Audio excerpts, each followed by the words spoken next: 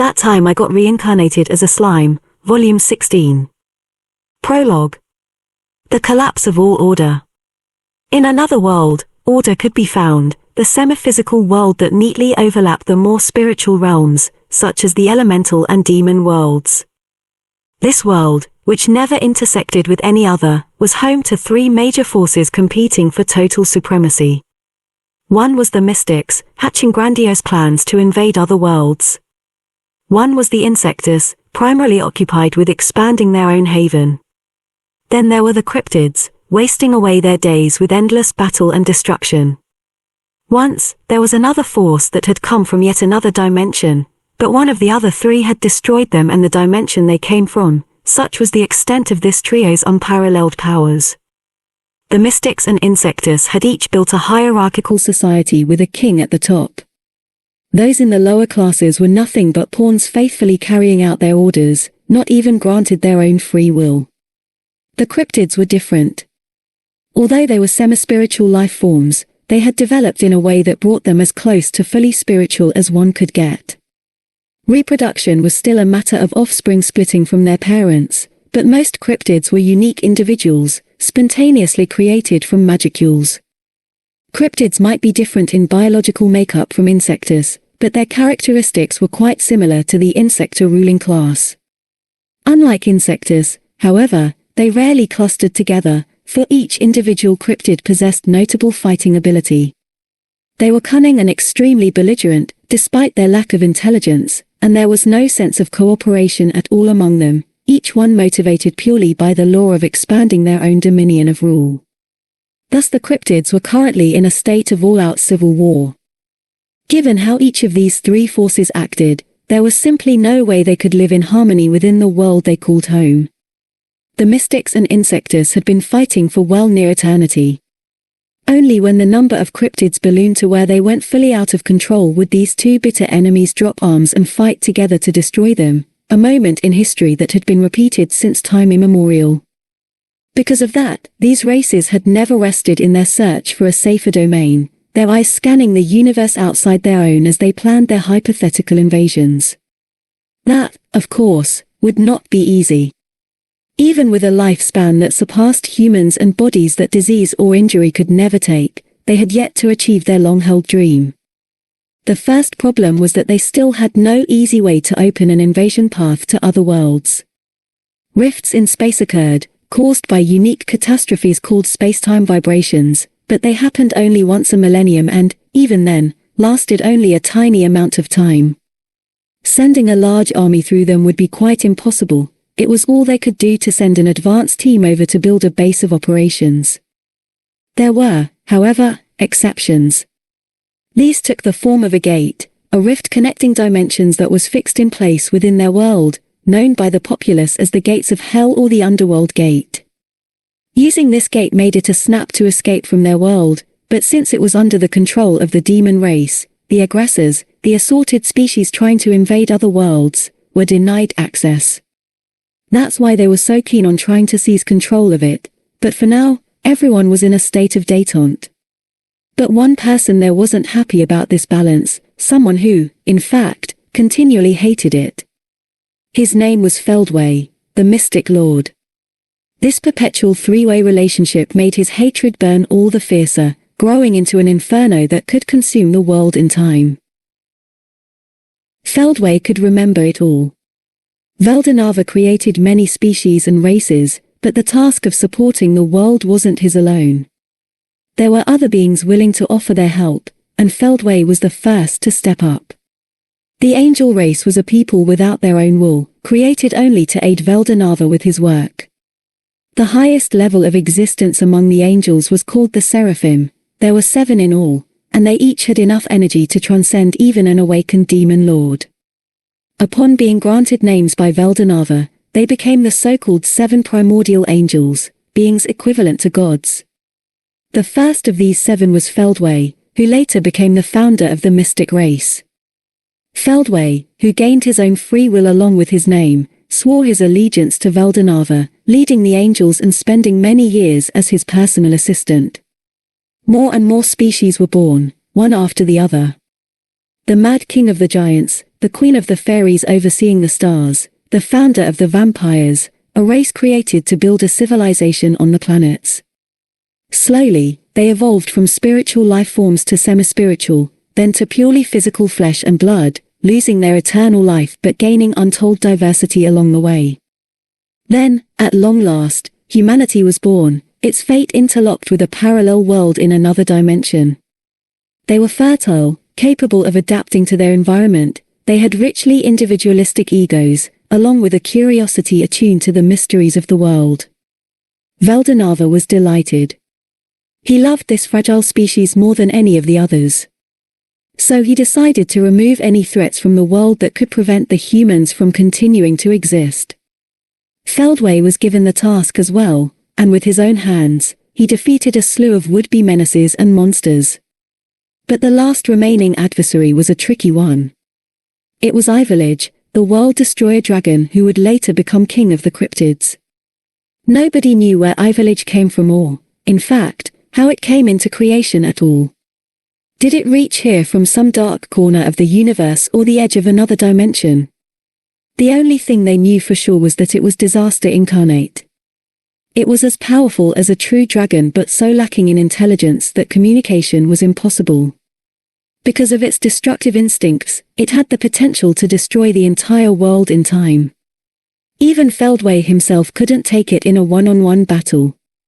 So in the end, Veldanava, who couldn't bear to see this seemingly endless struggle go on, intervened and banished Ivolage to another world. He assigned Feldway to watch over it, but Feldway advised him to kill the monster before it caused any more trouble. It was too dangerous, he said. But Veldanava refused. He claimed Ivolage could gain intelligence in time. As they waited, however, this other world was filled to the brim with Ivolage's magicules, and so the cryptids were born. These cryptids, which were really nothing more than inferior versions of Ivolage itself, spent their days satisfying their aggressive instincts and fighting without end. They had no need for food or water and no fear of dying as well. They were as much of a failure as any god had ever created. Even Feldway, as fervent a follower of Veldanava as he was, thought of them as nothing but truly scornful creatures. So the days went on, Feldway occasionally subduing the cryptids if they ran too amok. Then, over time, a change took place. As if to prove Veldanava right, an intelligent, sentient being emerged from the cryptids, the lord of a new, heretical following. And much to Feldway's chagrin, Veldanava rejoiced at the event, bestowing this creature with a name. Such was the birth of Zoranus, the insect lord. And while he received no orders from Veldanava to do so, Zoranus began exterminating any cryptids who lost control of themselves. It was simply his fighting instincts taking hold of him, but Veldanava still approved. Eventually, Zoranus created his own insectors who served as his personal army. Before long, they grew to where they were a full-fledged faction. Feldway himself was also transformed, having been exposed to magicules for so many years. He was no longer a seraphim, and the angels he led had also transformed into a new race. Feldway wasn't the only member of the 7 primordial angels to come to this world from the heavenly realm where Veldanava lived. 3 of them remained by Veldanava's side, and 3 others, Zorario, Obela, and Cornu, followed Feldway down, helping manage this world. Now these 4 angels had undergone a mutation, evolving into a race known as mystic angels. The remaining angels transformed as well, developing their own sentience, and these became the mystics, a type of demon in human form. Thus a brand new species was born, one wholly unchained from the conflict between demons and spirits. Through many eons, a new relationship slowly forged itself. Feldway and Zoranus didn't see eye to eye on very much, but both still recognized each other as a useful tool in dealing with the cryptids. They had a tacit understanding not to interfere with each other, and so they built a sort of cooperative relationship. The disappearance of Veldanava subsequently shattered this connection. At first, everyone believed he would come back at once. But even after centuries passed, there was no sign of Veldanava's return. Feldway wasn't sure what to think. Then the idea suddenly occurred to him. Perhaps Veldanava had abandoned them. Otherwise, there was no explaining why the supposedly immortal true dragon hadn't come back to life. And if that was correct, it was a hateful, lamentable fact for Feldway to process. All the humans on the planet, no, not just them. The elves, the dwarfs, the beast folk, even the demons. He hated all of them, all these races classified as demi-humans, all of humankind. He wanted to destroy them, for anyone who had taken Veldanava away from him did not deserve to live. He wanted to unify the world created by Veldanava with his own two hands, and then, he concluded, he would bring his final condemnation down upon everyone who had committed that great, deadly sin. The world so beloved by the god Veldanava would be painted in his own colors then, its diversity destroyed so he could create a world for himself to rule. O Veldanava, my god! If you wish to punish me, go right ahead. I would seek nothing more. So please, hurry up, or your world will cease to exist. So Feldway the Mystic Lord acted, as if testing the gods themselves. Such was the birth of magic races, the eternal adversary of mankind. Feldway first approached Zoranus, suggesting they could team up to destroy the cryptids and use that momentum to invade the planet. But ridiculous. There is only one worthy enough to send me orders, and now that he is gone, I will do as I please. He flatly refused the offer without further consideration. It infuriated Feldway, not the refusal so much as Zoranus's flippant attitude, as if he assumed Veldanava had fallen for good. Then you will be the first to die. He now fully aimed his anger at the insector. Had the two of them joined hands then, perhaps they could have wiped out Ivillage the World Destroyer Dragon and the cryptids underneath it. But that dream would be eternally unfulfilled. The world they called home fell into an age of chaos, and so the three-way deadlock began. Many years passed. The situation remained in a stalemate. As long as Veldanava was not resurrected, there was no way to return to the original world from this one. Many tried their hardest to seize the lone operational gate, but the demons always got in their way, and the worst of them all was called Noir, who seemed to live for nothing but the thrill of battle. He despised the mystic race, seeing them as powered by inferior magic, a rabble of enemies defying the very will of Veldanava. From Feldway's point of view, nothing could be more repugnant. If anything, it was Noir himself who was foolish enough to stand in the way of Veldanava's revival. But it was impossible to destroy him. Even in the physical realm, a primal demon was simply too much to handle, but in this other dimension, and especially in the realm the demons called home, he could tap into unrestricted power. In the spiritual and semi-material worlds, where the strength of one's will directly translated into one's influence on others, he was all but invincible. That, of course, was equally true for Feldway. Even if they fought, he knew it would settle nothing. The right thing to do was to ignore them, as much as it irked him. Regardless, returning to the world where Veldanava lived was proving extremely difficult. Even when a rift between dimensions opened up in the other world, all that lay beyond it was some other unknown planet. They tried to invade it as well, but it achieved little apart from staving off boredom. But right when the lack of progress was starting to truly frustrate Feldway, an opportunity presented itself. "Can you hear me, Feldway?" A mysterious voice spoke directly into Feldway's mind. "Who is this?" he asked it. The voice was bitter in its reply. "I am the will that lives within power. I am not yet free, and so I call myself Ludora. I reached out to you because I presume that you and I share the same goal." Ludora. The name was familiar. It belonged to Veldanava's close friend, a disciple-like figure and a man famed as the original hero. What he meant by the will that lives within power was unclear, but Feldway was still curious about what this so-called Ludora wanted. Whatever its goal is, he reasoned, if I find it frivolous, I will trace the origin of this voice and destroy it. My mission is to restore Veldanava the creator and nothing else. What? Feldway's eyes lit up. The words sounded sincere to him, and they certainly piqued his interest. So he engaged with this voice to his heart's content, it no longer mattered to him what it was. What he found was that the voice belonged to Michael, Lord of Justice, an ultimate skill created by Veldanava. He never doubted the words for a moment, because it was aware of many personal details only Veldanava would know. Thus Feldway promised to cooperate with Michael, Lord of Justice. "Very well," he said. "From today forward, you and I are comrades. But it's going to be cumbersome if I don't have a name to call you." "Ridiculous. I already have a..." Feldway interrupted the cold, robotic response. "Ludora doesn't seem quite right, does it? I'm going to call you Michael instead." It was a playful remark, but the change it brought about was dramatic. It made the Lord of Justice, who had little awareness of its rule as a Manas up to now, develop a defined mind of its own. "I suppose I must thank you for this, Feldway.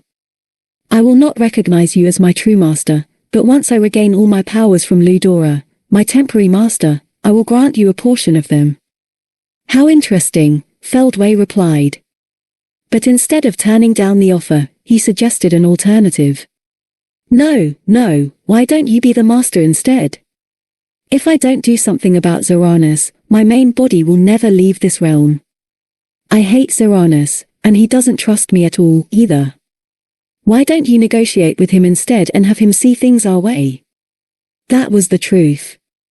This turn of events couldn't have delighted Feldway more. He was glad to see he wasn't the only one who thought Veldanava was gone for good, and if this voice was going to work toward his resurrection, there was no reason to turn it down. The question of who was whose master was just quibbling by comparison. Besides, Feldway and Zoranus had a long-running feud going.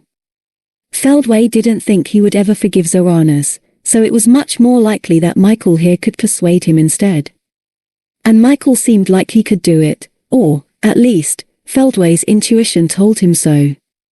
The voice reminded him of Veldanava in some way. He was sure Zoranus would lend an ear. So, for now, Feldway took a step back to see how things proceeded. It turned out to be a brilliant decision. Somehow or other, Michael really did persuade Zoranus. Part of this involved a treaty that officially assigned half of the world as the domain of the Insectus, but Feldway was ready and willing to give up on that. As long as Veldanava was revived, that's all he needed. Thus a new relationship was established, and more than 1,000 years passed. Things went well.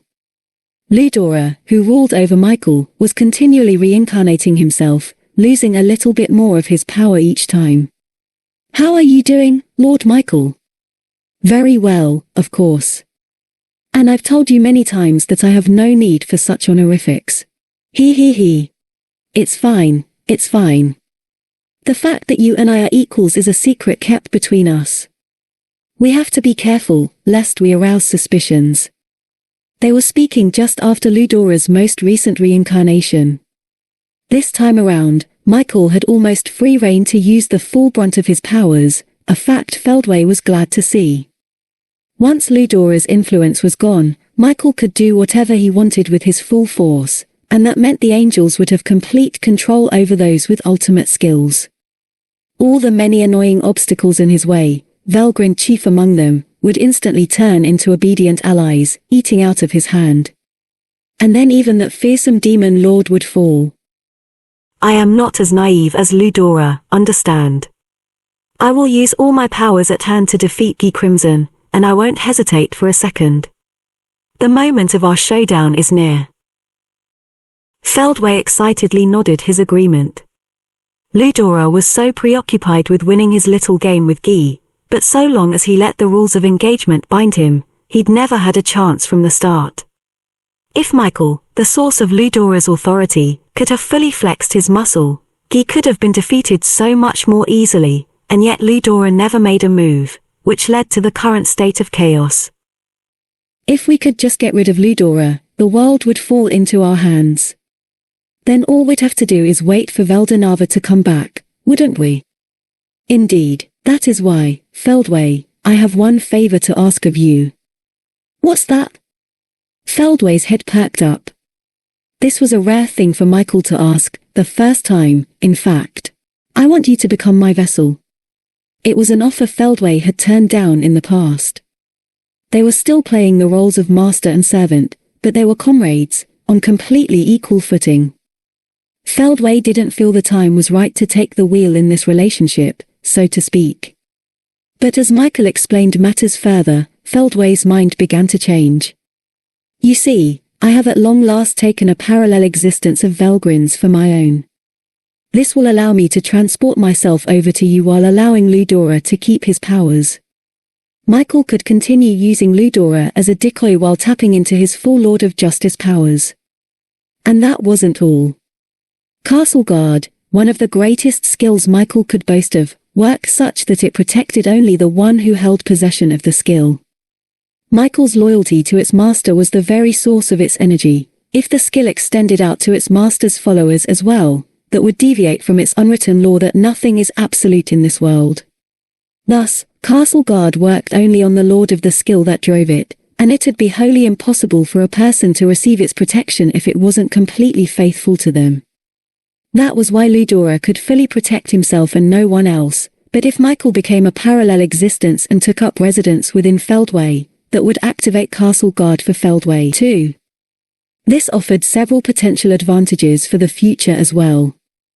If Ludora went away and Feldway became the undisputed Lord of Michael, he would immediately gain the energy provided by the more than 10,000 mystics he controlled.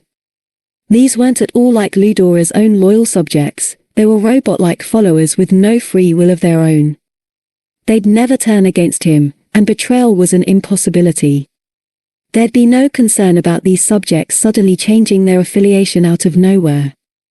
It meant Feldway would have an even more solid defense than Ludora, something that exceeded his wildest dreams.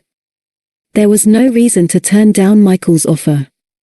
Feldway had plans to have Michael install himself within his body once Ludora was rubbed out anyway. This was just hurrying things along a little, as Feldway reasoned to himself. In that case, you hardly even need to ask. If you promise to keep our relationship as it's been, I'll gladly accept your offer. But of course, my friend. Come, then, my friend. So Feldway obtained his own manas, in the form of Michael, Lord of Justice. Finally, the day of the ultimate battle arrived. Ludora was to the point where it took a valiant, concerted effort to maintain himself, requiring the full brunt of his mental strength. Despite that though, he had decided to wage a last confrontation against Guy. His plan, eliminate the demon Lord Rimuru, then add Veldora, one of the true dragons, to his arsenal. It was going well at first. Velgrind was overwhelmingly powerful, and capturing Veldora seemed like the least of their problems. Of course, from Feldway's point of view, it didn't really matter how much this damaged the Empire. Whether the battle resulted in one or more Imperial Knights having an awakening was irrelevant to him too. What mattered to him was getting rid of Ludora and releasing Michael. As long as they could do that, not even Guy would be a threat any longer. So Feldway's attention turned to the last little knot in his plan, a small one, to be sure, but nothing he could afford to ignore. Masayuki the hero looked exactly like Ludora, and even worse, he had developed the skill Chosen One, part of Ludora's own arsenal of abilities. There was a non-zero chance Masayuki was a sort of spare, a substitute body for Ludora in case something happened. It was an uncertainty in Feldway's scheme, and now he was trying to address it. But he had no idea that the demon Lord Rimuru, someone he hadn't even considered an issue, would derail all those plans.